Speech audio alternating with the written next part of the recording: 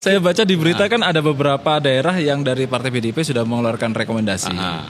Tetapi Surabaya belum. Nah, ini kan kenapa apakah, ya? Nah, ini kita juga tidak tahu. Kami menghormati kewenangan dari internal Partai PDI Perjuangan dan kami tidak bisa terlalu dalam mengomentari itu.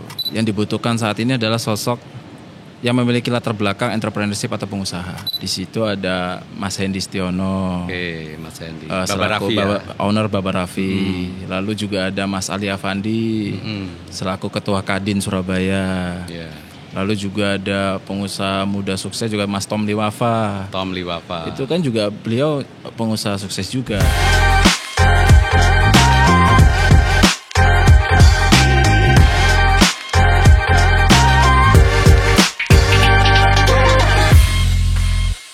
Oke, selamat datang Mas Cahyo.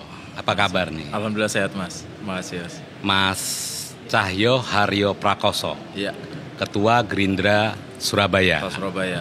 Anak muda yang sekarang masuk jalur politik. Sebelumnya kuliah di mana Mas? Saya dulu kuliah di Hukum UNER, Fakultas Hukum UNER. Oh, alma mater dong sama saya. Satu alma mater kita Mas. Cuman beda fakultas. Beda fakultas. Angkatannya juga bedanya sedikit kayaknya. Oh gitu ya. Alhamdulillah saya tuh berarti termasuk muda ya. Iya, termasuk muda. Ya, lulus tahun berapa Mas? Saya angkatan 2012 Mas. 2012. Lulus 2017. Langsung masuk ke politik atau ke swasta dulu? Waktu itu bisnis. Masuk di politik sambil belajar di kantor lawyer lah waktu itu. Oh gitu ya. Karena kan Bapak kan selain pengusaha juga politisi juga kan ya. Berarti mentornya otomatis Bapak ya. Panggilnya apa? Bapak, ayah? Papa. Pak Bambang Haryo. Pak Bambang Haryo Soekartono. Ya. Salah satu tokoh juga di Partai Gerindra. Betul. Dan juga di unsur pimpinan DPP Partai Gerindra. Saat ini Dewan Pakar di DPP Partai Gerindra dan juga Ketua Dewan Penasehat Gerindra Jawa Timur. Ya, Mas, semenjak kuliah dulu kemudian lulus itu sempat di praktisi hukum kan ya? Ya itu sebagai apa? Lawyer waktu itu. Memang waktu itu jurusannya di hukum pidana waktu itu. Waktu itu fokus di hukum pidana, lalu banyak belajar di kantor lawyer, tetapi juga sedikit-sedikit diajari teman-teman untuk berpolitik praktis di tingkat kampus. Tingkat kampus. Berarti dulu setelah lulus kuliah masuk di firma atau punya firma sendiri? Masuk di firma, baru setelah itu buka firma sendiri bersama teman-teman, rekan-rekan, seperti itu. Berarti sempat nangani kasus juga ya? Sempat. Sampai hari ini? Hingga hari ini saya pribadi sudah tidak. Hari ini saya pribadi untuk menangani kasus sudah tidak, karena sudah fokusnya di dunia politik, lalu juga belajar dunia bisnis juga dengan bapak saya. Oke, kalau di bisnis, apakah melanjutkan bisnisnya Papa? Kalau dikatakan melanjutkan sih mungkin bisa katakan tidak ya, karena saya masih belajar. Masih ada juga keluarga saya, kakak-kakak saya yang lebih mumpuni di bidang bisnis, karena memang kebetulan bisnis kami ini kan bisnis keluarga. Jadi banyak sekali keluarga kami yang ada di sana dan keluarga kakak-kakak saya itu lebih mumpuni di bidang itu. Saya lebih banyak belajar saja sih. Berarti masuk di Partai Gerindra itu mulai tahun berapa Mas? Saya masuk sebagai kader 2017. Ketika lulus kuliah. Kuliah, lalu waktu itu 2018 sempat menjadi staf ahli dari salah satu anggota DPR RI. Lalu di tahun 2020 akhir, 2021 awal, saya menjadi staf ahli dari Wakil Ketua MPR. Seperti itu. Cukup ya waktu untuk belajar sekian tahun itu. Apalagi kan sudah ada galahnya nih ya. Ada galahnya. Ada Bapak biologis, ada Bapak ideologis ketika di MPR gitu. Kalau Bapak biologis tahu lah saya. Bapak ideologisnya siapa? Kebetulan beliau sebagai Sekjen DPP Partai Gerindra, Bapak Ahmad Muzani. Saat ini juga menjabat sebagai Wakil Ketua MPR RI. Nah, kemudian masuk di politik ini kan nggak ucuk-ucuk kemudian menjadi ketua DPC Partai Gerindra Surabaya kan. Sebelumnya saya justru sebelumnya menjadi Wakil Ketua DPD. Iya, Wakil Ketua Jawa Timur sebelumnya di 2021. Apa tantangan-tantangan yang seru gitu kalau lihat sebelumnya? Sebenarnya kalau tantangan sih hampir bisa dikatakan tidak terlalu ya, karena senior-senior kami di Gerindra ini sangat support, sangat mendukung kader-kader baru, generasi-generasi muda yang ada di Partai Gerindra. Dan hari ini di kepemimpinan Jawa Timur yang baru ini, banyak sekali kader muda yang menjadi pengurus di Gerindra Jawa Timur maupun menjadi pimpinan di tingkat kabupaten kota di Jawa Timur. Dan momentumnya kan sebenarnya ini pas gitu loh buat Gerindra ya. Apalagi begitu Mas Cahyo masuk di politik dan memegang di Surabaya ini, saya lihat performance-nya bagus gitu ya. Itu dilihat dari capaian di hasil pemilu kemarin. Kalau di Surabaya gimana, Mas? Ya alhamdulillah ketika kami diberikan amanah sekitar tanggal 9 November 2022, saya masih ingat betul.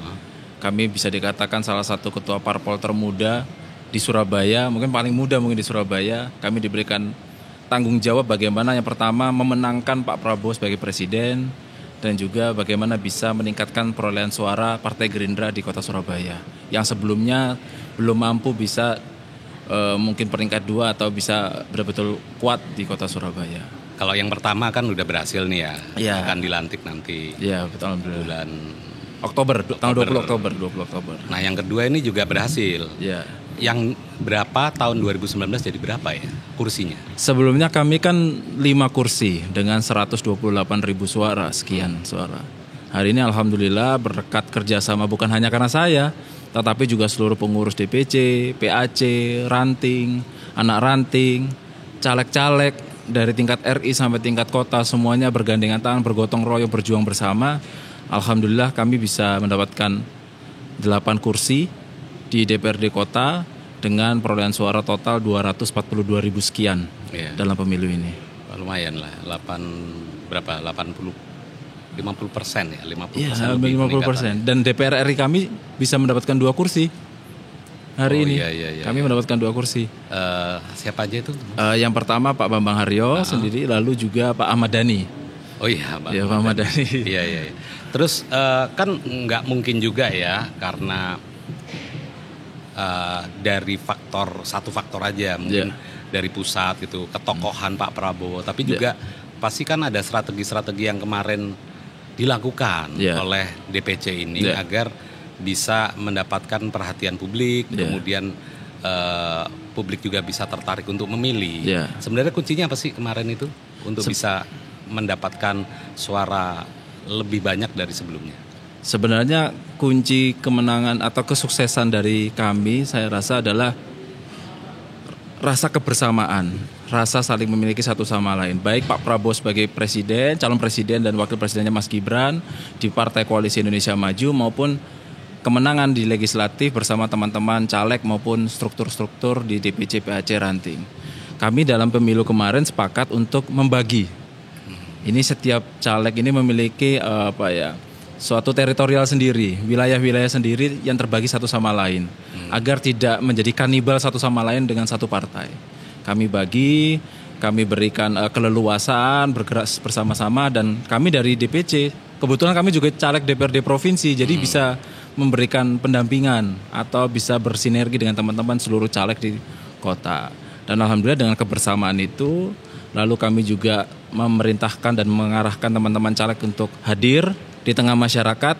Jangan gambarnya aja yang banyak, ya kan? Tapi harus turun loh. Calegnya harus turun. Jangan timnya saja yang turun, tetapi calegnya harus turun. Caleg harus turun. Calon pemimpin kalau ingin menjadi pemimpin harus siap untuk menjadi pendamping dan pendengar dari masyarakat. Karena bagaimanapun kita ini adalah, kalau calon pemimpin itu adalah calon untuk penyambung suara rakyat, aspirasi rakyat. Maka setiap caleg kami arahkan untuk bisa bagaimana menjadi seorang yang bisa mendengar suara yang tidak terdengar. Itu yang kami sampaikan. Untuk di DPRD Jatim pencalekannya kan jadi ya, berarti ini lolos ya. Alhamdulillah. Ini kami pertama kali ikut dalam kontestasi dan alhamdulillah langsung mendapatkan amanah dari masyarakat Surabaya. Amanah dan juga beban ini ya. Iya.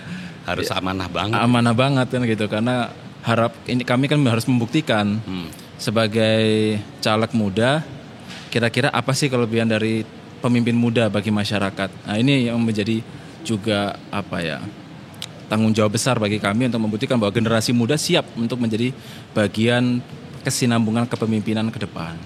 Seperti itu. Dan ini kita masih tetap ngobrol tentang politik ya, karena Mas Cahyo ini juga adalah seorang politisi muda dan kebetulan juga memegang posisi strategis sebagai Ketua DPC Partai Gerindra Surabaya. sekarang yang lagi rame adalah pilkada. Nah, sekarang agak lebih menukik ya kita ngomongin tentang pilkada. Langsung aja ke Surabaya aja ya, karena yang seru tuh itu. Kita fokus Surabaya aja. Fokus Surabaya ya. Sebenarnya Gerindra itu ngarahnya kemana sih? Atau mau gini, antara yang sudah ada sekarang pasangan Eri Armuji atau ada pasangan atau tokoh yang mau dimunculkan? Begini, kami dari Gerindra Surabaya intinya semangatnya satu. Bagaimana kami akan menghantarkan, memperjuangkan dan mendorong calon pemimpin atau calon kepala daerah yang memiliki visi misi yang sama dengan Presiden dan Wakil Presiden terpilih, yaitu Pak Prabowo dan Mas Gibran. Dan itu kami tidak memandang personal, tetapi kami melihat bagaimana visi misinya, bagaimana kalau mereka memang sudah menjabat atau memiliki posisi publik, bagaimana kinerja beliau, baik yang mungkin di eksekutif atau di legislatif, bagaimana apa karya-karya beliau, apakah sesuai dengan cita-cita dari Pak Prabowo dan Mas Gibran, yaitu menjadikan Indonesia ke depan menjadi bangsa yang maju, adil, makmur dan sejahtera. Itu dulu yang paling penting. Apakah memiliki semangat yang sama? Apakah kami akan menjadi partai pendukung calon yang sudah ada? Nah, ini kan kami melihat dulu perkembangan ke depan. Apakah beliau memiliki kesamaan visi misi dengan kami? Tetapi pada suatu momentum memang beberapa waktu lalu Pak Eri, dalam hal ini incumbent yaitu Pak Eri Cahyadi selaku wali kota, beliau pernah bersilaturahmi di kantor DPC Gerindra Surabaya, dan di situ memiliki satu semangat yang menurut kami memiliki kesamaan pemikiran. Apa itu? Yaitu bagaimana kita harus bergotong royong dan menjadikan Surabaya adalah milik bersama, milik semua kelompok masyarakat, dan harus menjaga rasa persatuan dan kesatuan di seluruh kampung Surabaya. Itu adalah semangat yang juga diberikan oleh Pak Prabowo kepada kami kader Gerindra. Dan menurut kami ada kesamaan semangat untuk menjaga persatuan dan kesatuan, kerukunan dalam menghadapi pesta demokrasi ini. Tetapi apakah kami akan berjalan bersama dalam kontestasi politik ke depan? Nah, ini kan ada hitungan algoritma yang bermacam-macam kan gitu. Ada hitungan dan dinamikanya masih terus berjalan. Betul. Nah, ini kan bacaan-bacaan kami gitu ya. Apalagi dengan semakin banyaknya nih parpol yang sudah memberikan rekomendasi, salah satunya PKB gitu ya. Terus masih belum banyak sih, Mas. Belum ya, mana? Baru satu. Oh, ini ya. Kasakusuknya yang banyak. Iya, saya lupa. Baru satu. Iya. Tapi memang harus didorong itu kan. Iya. Jadi jelas mau dukung siapa gitu kan ya. Supaya rame. Tinggal 2 bulan lagi kan kita mendaftarkan. Makanya 2 bulan lagi. Nah, ya kan. Kalau dari sisi Eri tadi ada kesamaan. Kalau Mas Armuji gimana kalau menurut panjenengan pembacaannya? Ya, beliau juga sosok yang pemimpin yang selalu turun di masyarakat, seorang politisi yang sudah kenyang asam garam politik, dan beliau juga sosok pemimpin yang menurut kami baik dalam menjalankan tugasnya. Tetapi apakah kami memiliki akan ada kesamaan dalam pandangan politik dengan beliau berdua? Karena beliau berdua adalah kader dari partai PDI Perjuangan. Yeah. Tentu itu adalah ranah dari partai PDI Perjuangan. Bukan wewenang kami untuk bisa menyikapi bagaimana hasil kepemimpinan beliau berdua. Seperti itu. Jadi sebenarnya yang sekarang patut ditunggu ini adalah rekomendasi dari PDIP ya? Oh, tentu. Karena kan saya baca di berita kan ada beberapa daerah yang dari partai PDIP sudah mengeluarkan rekomendasi. Tetapi Surabaya belum. Nah, ini kan kenapa apakah, ya? Nah, ini kita juga tidak tahu apakah ada pertimbangan lain dan lain-lainnya. Itu kami masih belum inilah. Dan harapan kami itu bisa menjadi suatu momentum bahwa Surabaya ke depan harus bisa menjadi berwarna. Harus warna-warni. Harus warna-warni, harus bisa menjadi pemerintah kota Surabaya ke depan, harus betul-betul menjadi pemerintah yang mengayomi semua kelompok masyarakat. Semua warna, harus menjadi penyambung dari semua kepentingan masyarakat demi memberikan kesejahteraan yang merata di seluruh masyarakat Surabaya. Itu kan PDIP kan memang layak untuk kita tunggu. Yeah. Tapi sebenarnya apakah tidak lebih baik untuk kemudian mendorong gitu ya, entah itu mendorong komunikasi artinya. Nah, komunikasi yang sekarang berjalan antar partai itu udah kayak gimana sih? Bukan dengan ini ya Mas Eri atau Armuji, tapi antar partai itu sebenarnya gimana sih yang terjadi? Ya alhamdulillah hari ini semangat rekonsiliasi, semangat kebersamaan di tingkat elit pusat itu juga terjaga di tingkat daerah. Kami pimpinan partai lihatnya gimana? Beneran itu? Betul-betul beneran. Di Surabaya ini semua partai politik baik blending dari PDI Perjuangan, dari PKB, Golkar, semua partai parlemen maupun non parlemen komunikasinya sangat baik. Karena kami memiliki satu persepsi yang sama bahwa meskipun kita beda pandangan politik dalam kontestasi pemilu, tetapi kepentingan masyarakat Surabaya itu yang paling utama. Kalau elitnya itu gontok-gontokan, elitnya itu tidak mau saling sapa satu sama lain, padahal semua kebijakan di kota Surabaya ini sangat ditentukan oleh kebijakan-kebijakan partai politik yang dalam hal ini ada di legislatif maupun eksekutifnya, maka kita tidak bisa bekerja maksimal untuk kepentingan masyarakat Surabaya. Dan alhamdulillah komunikasinya sangat baik. Hari ini sangat baik. Kalau tadi disebutkan bahwa ada harapan agar ada semacam koalisi warna-warni gitu ya. Itu kan artinya berharap juga bahwa bukan seluruhnya jadi bakal calon wali kota dan bakal calon wali kotanya itu dari satu partai, dari PDIP. Harapannya adalah wakilnya itu juga bisa memfasilitasi di luar PDIP itu kan ya. Apakah harus dari unsur parpol? Kami di Gerindra mendengar aspirasi kader, masyarakat, kelompok masyarakat dan lain-lainnya. Di situ kami melihat khususnya netizen juga, karena bagaimana netizen ini juga cukup pengaruh. Ada yang mengharapkan dari parpol, ada yang mengharapkan dari unsur pengusaha, ada juga yang mengharapkan dari unsur birokrasi, ada yang mengharapkan dari unsur tokoh agama, berbagai macam masukan-masukan dari masyarakat. Tetapi nanti keputusannya seperti apa, kita tunggu nanti di ujung akhirnya. Karena kami di Gerindra, meskipun kami memiliki komunikasi yang baik dengan Pak Eri selaku incumbent, tetapi kami sebagai partai politik yang harus mensukseskan kepemimpinan ke depan, juga sudah mempersiapkan calon-calon alternatif yang menurut kami bisa mendapatkan simpati dari masyarakat. Itu seperti itu. Untuk mendampingi Mas Eri atau menjadi kompetitornya itu? Betul. Dua-duanya? Dua-duanya ada kemungkinan. Dua-duanya ada kemungkinan. Okay. Baik. Sekarang jangan yang jadi kompetitornya dulu. Yang untuk mendampingi. Nanti kita bergeser ke arah yang seru nih. Kompetisinya. Kalau dari sisi bakal calon wakil wali kotanya, tadi kan Anda nyebut dari pengusaha, kemudian politisi, birokrat gitu ya. Dari sekian itu, yang paling tepat untuk Surabaya menghadapi tantangan ke depan tuh dari unsur yang mana ya? Kalau menurut ini saya pribadi, saya pribadi, yang dibutuhkan saat ini adalah sosok yang memiliki latar belakang entrepreneurship atau pengusaha. Kenapa gitu? Karena begini, saya rasa hampir semua calon yang ada, termasuk incumbent, adalah sosok yang sudah matang di bidang politik dan juga memiliki kemampuan yang cukup mumpuni di bidang birokrasi.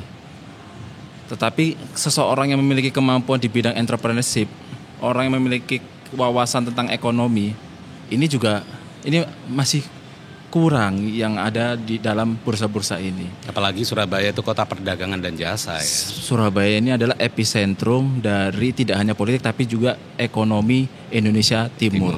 Bahkan ke depan bisa menjadi epicentrum dari Indonesia.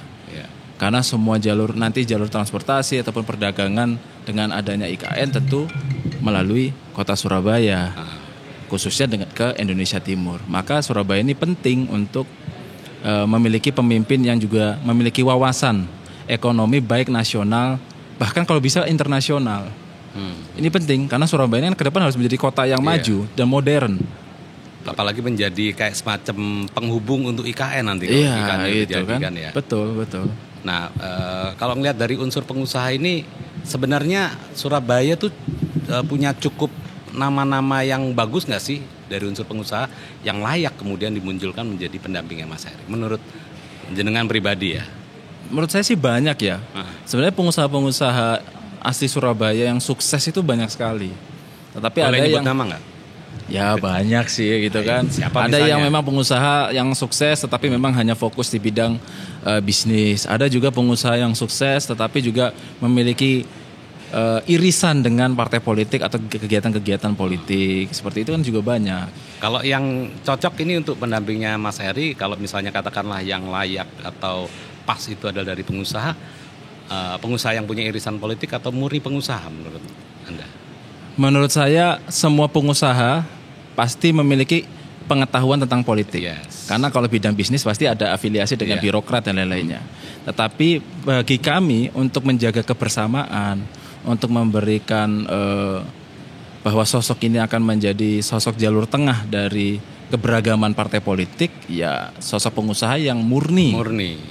Pengusaha. Siapa ya kira-kira ya? Ya ada lah nanti muncul dengan sendirinya. Udah kelihatan belum sekarang? Hari ini kayaknya ada ya. Ada siapa muncul misalnya?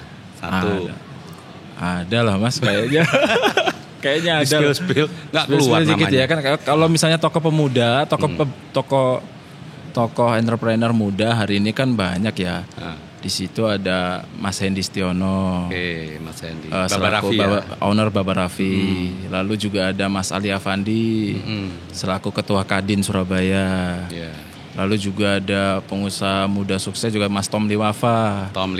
Itu kan juga beliau pengusaha sukses juga. Berarti harus kan udah lolos dia ya? Sudah lolos itu. Tapi kan ini saya berbicara bukan untuk menjadi pasangan saja, tetapi sosok pengusaha muda yang menurut kami cocok untuk menjadi seorang pemimpin eksekutif ke depan. Seperti itu. Nah, kalau untuk katakanlah ini tidak terbuka jalan untuk bernegosiasi gitu. Berarti kan harus head to head. Gimana tuh kemungkinannya kalau dalam waktu 2 bulan ke depan ini? Semua kemungkinan menurut saya masih bisa terjadi. Karena namanya politik ini kan art of possibility, semuanya bisa terjadi ya. Dan kami di Gerindra mekanisme penunjukan calon kepala daerah ini kan merupakan penunjukan dan penugasan dari DPP. Kami di DPC hanya mengusulkan saja siapa nama-namanya. Apakah namanya itu adalah incumbent atau ada sosok lain dari internal kami atau sosok lain yang memiliki kesepahaman dengan Pak Prabowo dan Mas Gibran, itu nanti ini yang kami usulkan dan nanti keputusannya ada dari DPP. Tetapi pada intinya ketika kami memang bersama atau nanti berkompetisi, kami yakin bahwa Pak Eri Cahyadi selaku Wali Kota Surabaya bersama kami memiliki satu komitmen yang sama, bahwa kompetisi ini semata-mata untuk memberikan yang terbaik bagi masyarakat Surabaya. Perbedaan pandangan politik itu biasa aja. Kemarin waktu saya diskusi dalam program podcast ini juga, kan ada 3 narasumber. Kita ngobrol salah satunya tuh spesifik tentang situasi kontestasi politik yang memang ini dalam tahun 2024 ini kan ketat banget. Jadwalnya ketat, melelahkan. Iya kan? Terus menguras energi banget, menguras uang juga. Gitu ya. Ini udah wes ini caleg-caleg ini sudah babak belur semua. Babak belur udah tepar gitu ya. Sampai ada dari pembicaraan itu, ya udahlah ngapain sih kita capek-capek atau ini udahlah gini ya apa kira-kira kalau calon itu oke, bagus di daerahnya masing-masing, kita akan dukung. Kita konsensus aja lah kalau memang dipilih. Gitu. Artinya calon tunggal. Kalau Surabaya kira-kira kalau menurut pendapatnya Panjenengan sebagai Ketua DPC Partai Gerindra Surabaya, ada nggak kemungkinan itu? Ya kembali lagi ya, politik itu kan art of possibility. Semuanya masih mungkin. Dan saya lihat memang ada, kami kaji, kami mendengar suara dari masyarakat bahwa ada juga semangat untuk sudah capek itu mengikuti proses demokrasi ini. Kemarin sudah ada perbedaan pandangan ketika pemilu, tapi kita lihat perbedaan pandangannya ini tidak ada gesekan yang terlalu kuat. Karena masyarakat kita itu udah capek untuk terlalu ada gap gitu, ada jarak itu sudah capek. Nah, menghadapi pilkada ke depan ini ada juga kelompok masyarakat yang berharap udah sih kita nggak usah terlalu yang bagaimana, nggak usah ada perbedaan pendapat yang terlalu berlebihan dan lain-lainnya. Semangat itu ada, Tetapi semangat untuk adanya suatu kompetisi demokrasi juga ada masyarakat yang memiliki pandangan seperti itu. Tapi mungkin yang capek itu elitnya, Mas. Iya kan? Kalau masyarakatnya senang-senang aja ya kan? Senang aja. Apalagi kalau kampanye kan diajak dangdutan diajak ya kan, diajak voli ya kan, dapat bola baru atau apa gitu kan. Iya. Diajak olahraga bareng, jogging bareng gitu-gitu. Nah, kalau misalnya itu satu pasangan calon, kan menutup kemungkinan untuk terjadinya transaksi ke bawah itu yang saya bilang sebagai money politics. Benar nggak sih? Ya memang praktek money politik ini apa ya? Dibilang itu fakta loh. Iya, fakta. Udah banyak. Mau ngomong. Kemarin kita bahas tuh sampai ini. Sempat dibahas ya? Dibahas bener-bener detail. Jadi kayaknya kita nggak akan bahas itu secara detail. Iya. Memang money politik itu apa ya?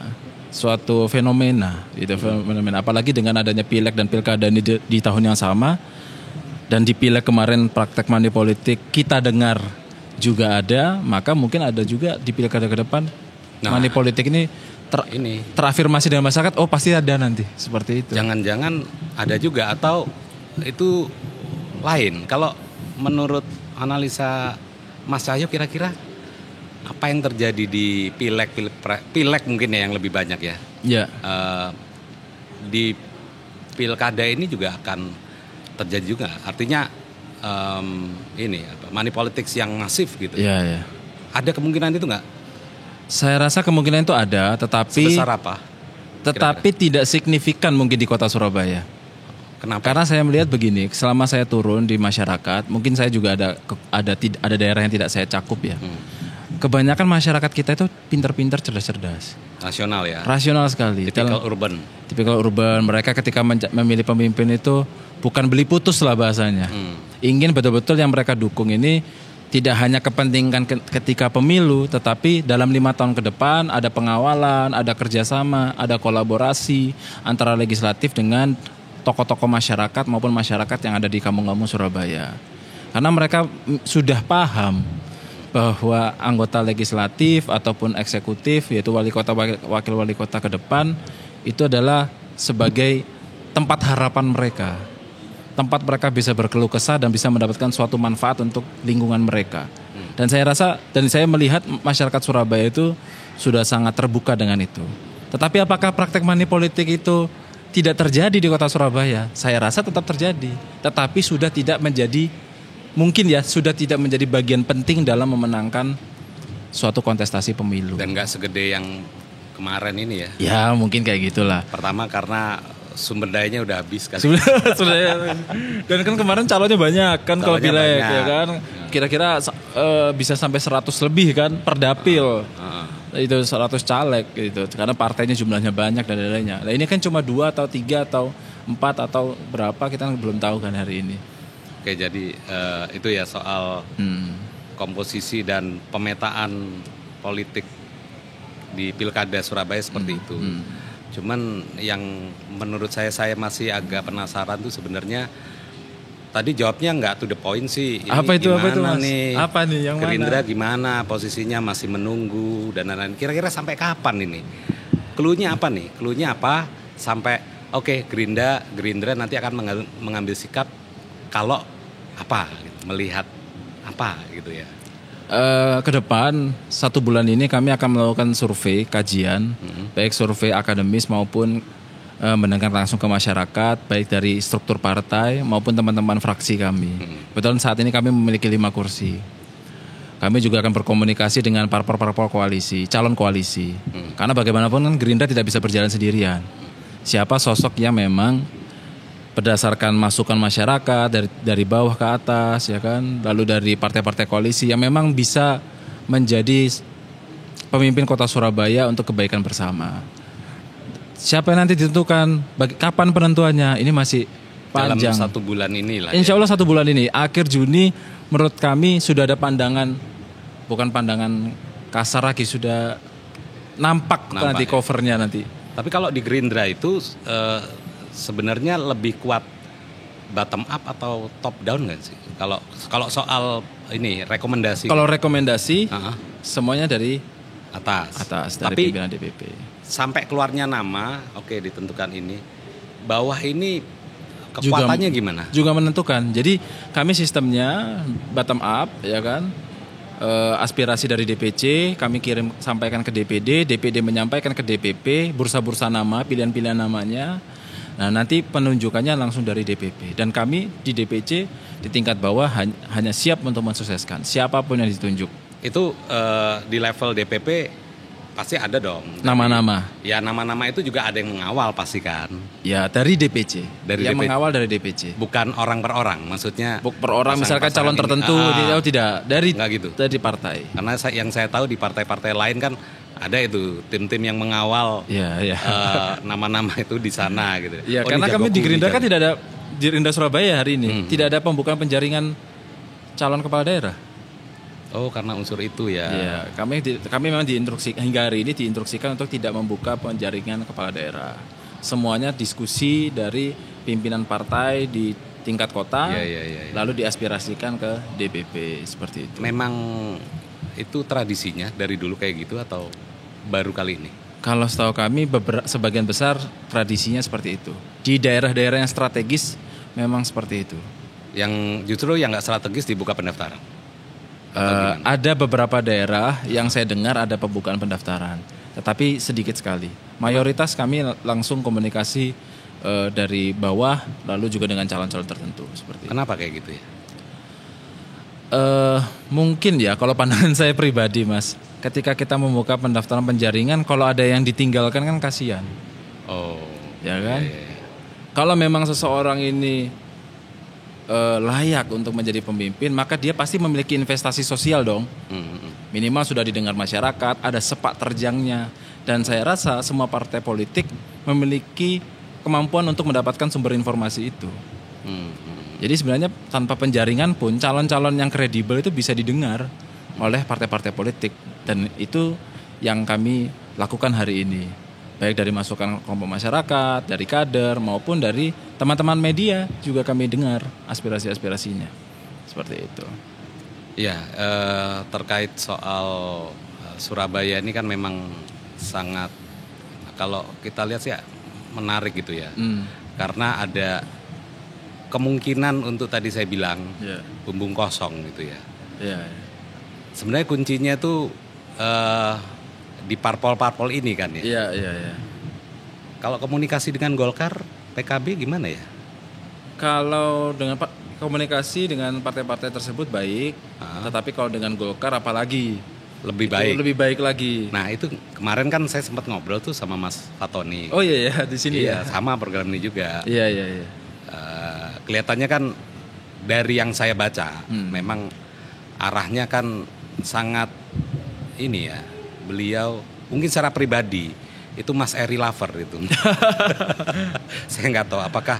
Ya mungkin karena beliau itu adalah saat ini ketua Komisi A, lama di Komisi A yaitu bidang pemerintahan. Dan setahu saya beliau komunikasinya sebagai anggota DPR dan ketua partai ini sangat baik dengan Pak Eri. Mungkin dari jabatan beliau itu banyak mendengar dan melihat langsung kinerja dari Pak Eri Cahyadi. Itu. Karena itu mungkin beliau memiliki semangat untuk mendukung beliau seperti itu. Nah, pertanyaan saya kemarin sama Mas Fatoni itu gini, berarti kalau Mas Eri udah no isu ya? Iya. Nah, pertanyaan saya sama sekarang. Iya. Pak Eri, Mas Eri no isu ya sebenarnya? Atau masih ada isu? Oh tentu. Begini, tentu itu apa? Tentu ada isu. Gimana? Karena artinya menurut saya, masih bisa diperdebatkan, nggak harus Mas Eri gitu ya? Iya, tentu semua ada isu. Karena saya rasa kalau seorang pemimpin itu seorang manusia pasti ada kekurangan atau ada isu-isu tersebut. Karena itulah butuh kolaborasi dengan tokoh-tokoh lain atau kelompok-kelompok lain dalam membersamai kepemimpinan di Kota Surabaya ke depan agar betul-betul bisa menjadi sosok paket pemimpin yang paripurna untuk kebaikan seluruh masyarakat Kota Surabaya. Bagaimana caranya kita bisa mewujudkan masyarakat yang adil lestari di Kota Surabaya. Nah ini kan harus ada kebersamaan. Apakah ada catatan-catatan dari masyarakat tentang Pak Eri? Ada banyak catatan positif, tetapi catatan yang kurang tentu juga ada. kita sebagai partai politik tidak boleh abai dengan masukan-masukan dari masyarakat. Apa itu misalnya? Contoh yang menjadi catatan, yang menjadi kritik misalnya dalam 3,5 tahun pemerintahannya Mas Heri. Ya mungkin sebagian besar kritikannya adalah tentang kinerja pembangunan infrastruktur. Tetapi kami juga meyakinkan kepada masyarakat bahwa problem itu tidak serta-merta hanya karena personal saja sebagai kepala daerah, tetapi kita harus tahu bahwa kita kemarin sudah menghadapi pandemi COVID-19. Banyak tantangan dalam pembangunan ini, banyak refocusing anggaran untuk penyelesaian problem pandemi COVID-19. Soal prioritas artinya. Ada prioritas yang dipilih oleh pemerintah kota. Apakah akhirnya ada kekurangan? Tentu akhirnya jadi ada kekurangan. Maka kalau ada yang bilang ini pasti pemerintahan hari ini tidak ada kekurangan, saya rasa tidak mungkin. Tidak ada yang sempurna. Tidak ada yang sempurna, pasti ada kekurangan. Apalagi menghadapi pandemi COVID-19 kemarin. Selama 2 tahun kepemimpinan hari ini terjebak dalam menyelesaikan problem kesehatan ini, menyelamatkan nyawa dari rakyat kota Surabaya. Apakah ada yang ditinggalkan? Baik infrastruktur, pengelolaan-pengelolaan lain, sumber daya manusia kita, tentu akan terjadi. Maka dari itu butuh kolaborasi kembali. Butuh kolaborasi kebersamaan untuk bagaimana kita bisa memberikan yang diharapkan oleh masyarakat dalam periode 2024-2029. Seperti itu.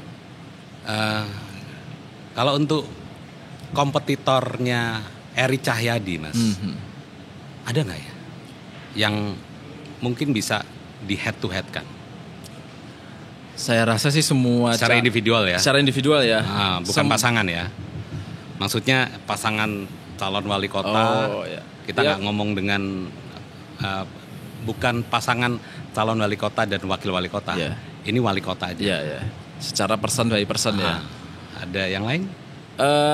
Kalau pesaing pasti ada. Tetapi apakah posisi Pak Eri selaku incumbent saat ini dalam posisi yang sedikit lebih unggul? Tentu karena beliau adalah incumbent, memiliki track record kepada masyarakat, jaringan-jaringan dari kelompok-kelompok masyarakat yang mungkin sudah mendapatkan manfaat dari kepemimpinan beliau, itu pasti. Tetapi apakah tidak bisa dilawan? Semuanya masih dinamis menurut saya. Oh gitu. Iya, masih sangat dinamis. Di Surabaya ini kompetitornya terlihat nggak? Menurut kalau hingga hari ini akhir bulan Mei ini masih belum terlihat yang berarti di bawah nyata gitu. Di bawah permukaan ini. Masih di bawah permukaan. Gerakannya ada nggak? Saya dengar gerakannya ada. Siapakah itu? Ya yang nama-nama beredar lah di media, ya kan. Oke, seperti misalkan ada kalau dari internal kader kami ada Pak Hadi Dediansyah yang sudah bergerak di jaringan bawah. Mas Cahyo sendiri. Kalau saya kan sebagai ketua partai. Nggak boleh berarti.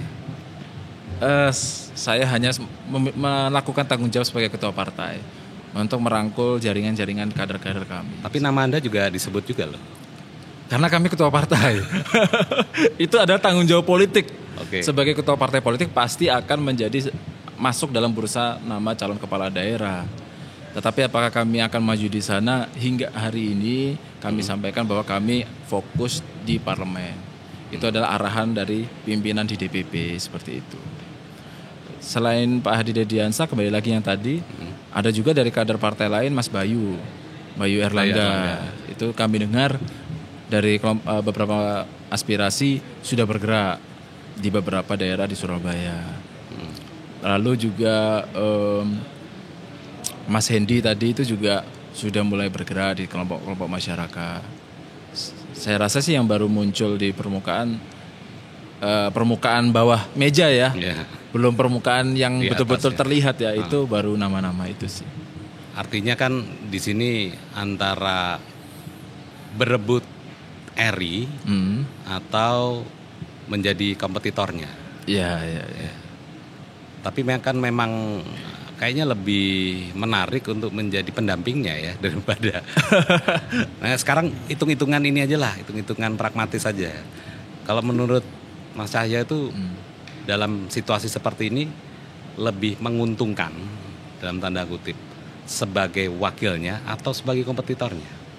Begini. Kami menurut saya ya pandangannya tidak bisa dari kami sepihak.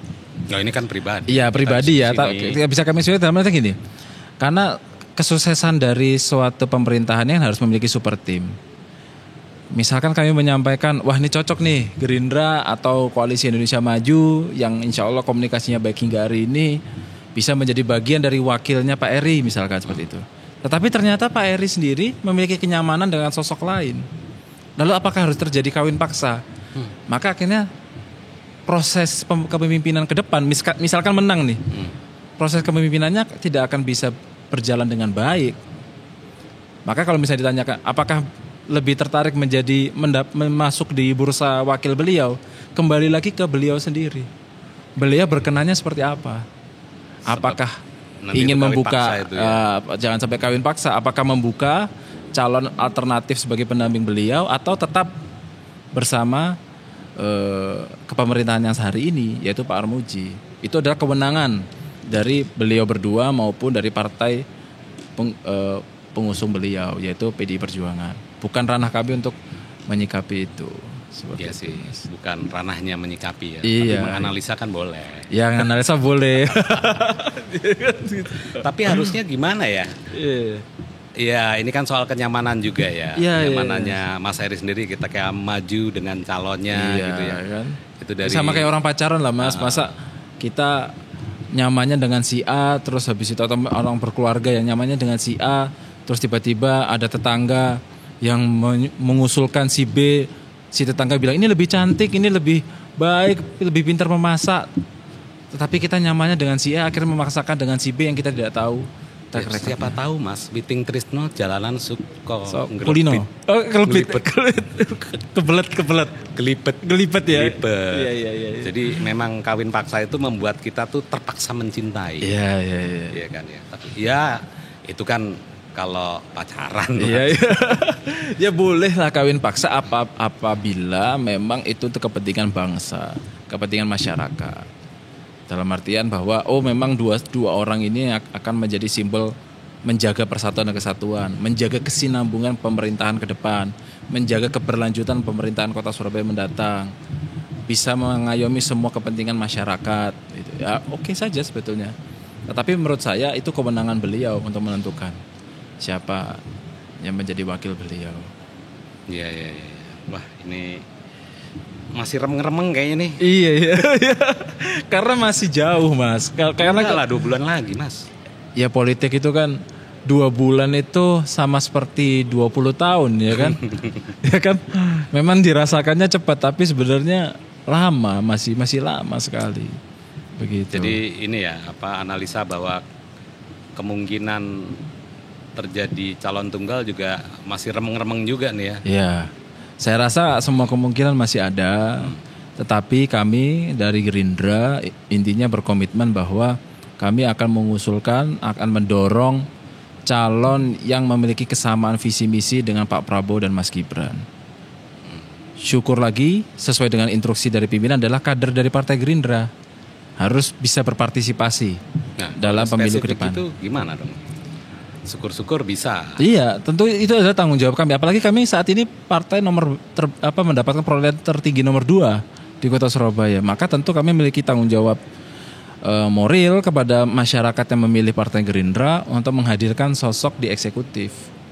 Sekarang ini berarti boleh nggak kita mengasumsikan bahwa sebenarnya dalam tanda kutip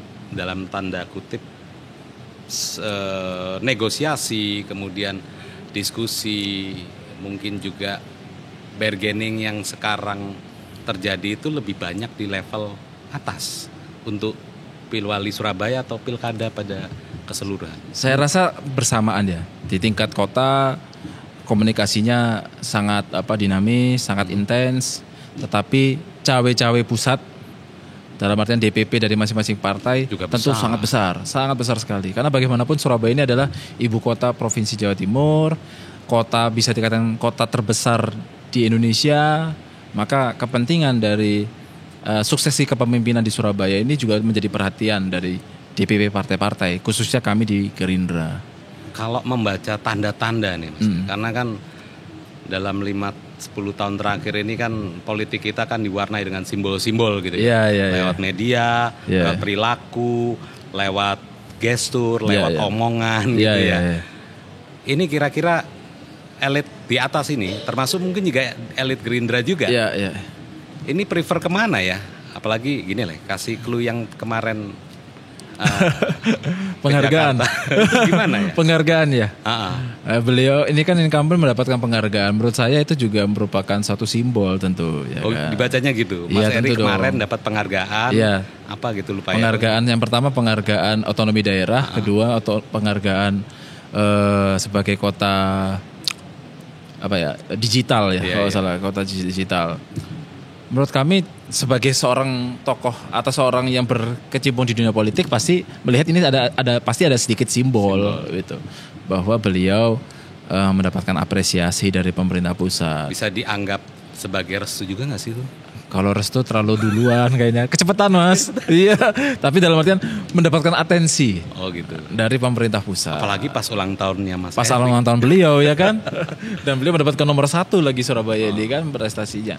Saya rasa dan dalam momentum menyambut pilkada seperti ini, tentu menurut kami ada simbol.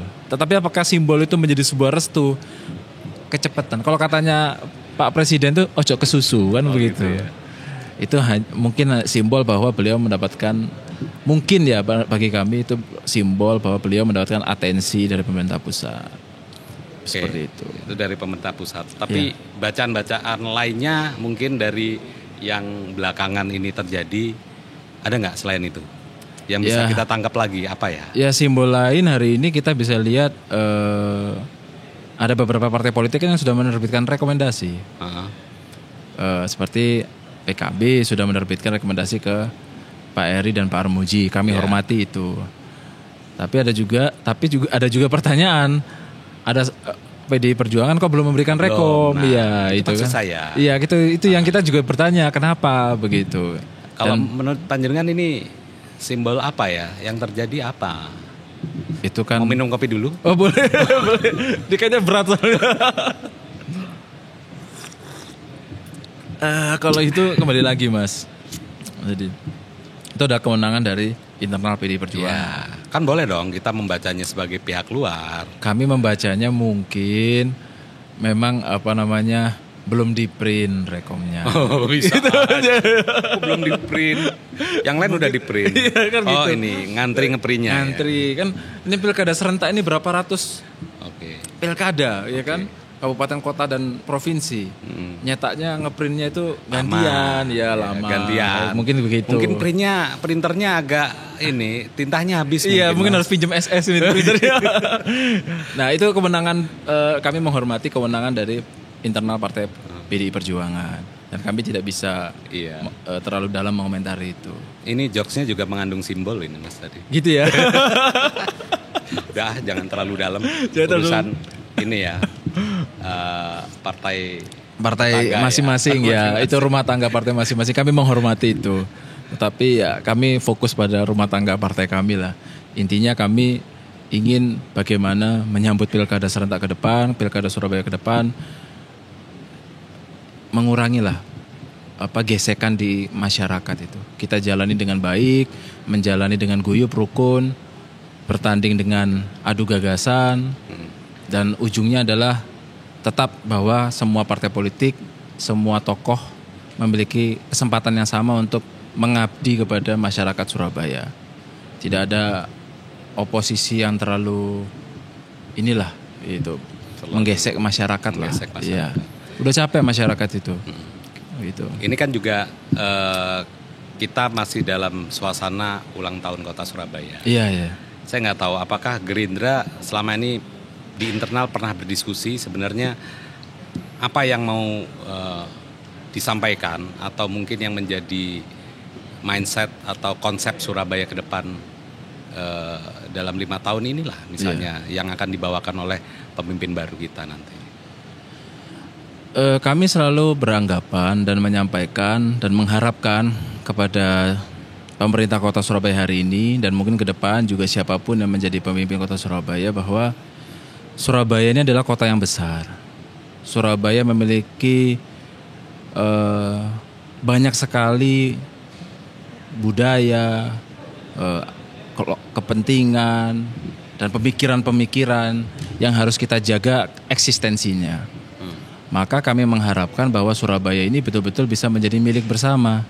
Tidak hanya untuk kepentingan sekelompok-sekelompok orang. Harus bisa merangkul semua kelompok masyarakat. Harus bisa memberikan dan mewujudkan adil lestari di seluruh masyarakat Surabaya. Khususnya bagaimana kita bisa memaksimalkan potensi pengembangan sumber daya manusia kita. Karena kunci kesuksesan dari suatu kota atau bangsa itu adalah memiliki sumber daya manusia yang kompeten dan kredibel. Nah, ini yang menurut kami menjadi PR untuk kota sebesar Surabaya yang juga pasti ada banyak sekali kemajuan informasi-informasi yang masuk, ya kan? Ini juga pasti harus ada pengawalan kepada generasi muda kita, nilai-nilai Pancasila, norma-norma Pancasila agar generasi muda kita ke depan, SDM kita ke depan betul-betul SDM yang kompetitif, tetapi tidak menanggalkan nilai-nilai kebudayaan asli Surabaya maupun Indonesia. Seperti itu, sesuai yang dicita-citakan oleh para pendiri bangsa kita. Seperti itu. Oke, Mas Cahyo, menarik banget ini. Kesimpulan dari diskusinya adalah saya nggak bisa menarik kesimpulannya karena nggak keluar nama secara spesifik ya. Tapi sudah tadi kan. Iya, tapi masih remeng-remeng. Remeng-remeng. Gitu ya. Nanti kan? Kalau sudah agak kelihatan gitu, saya undang lagi ya. Boleh. Mungkin akhir bulan Juni sudah keluar tuh nama. Saya rasa paling lambat akhir bulan Juni nama udah keluar. Menurut saya ya. Karena kalau tidak di bulan Juni ini keluar nama pastinya, waktunya sangat mepet. Iya. Dan ya susah kan? pekerjaan untuk pekerjaan politiknya. Karena Surabaya ini luas, DPT kita besar, masyarakat kita banyak, maka perlu kerja politik yang ekstra apabila ingin memenangkan pemilu ke depan. Seperti itu. Oke, baik. Terima kasih Mas Cahyo untuk diskusinya. Mudah-mudahan kita bisa ketemu lagi, kita update lagi informasinya untuk bisa ngobrol lagi di sini. Atau kita update beritanya di Suara Surabaya. Terima kasih Mas. Terima kasih Mas. Sehat selalu, sukses.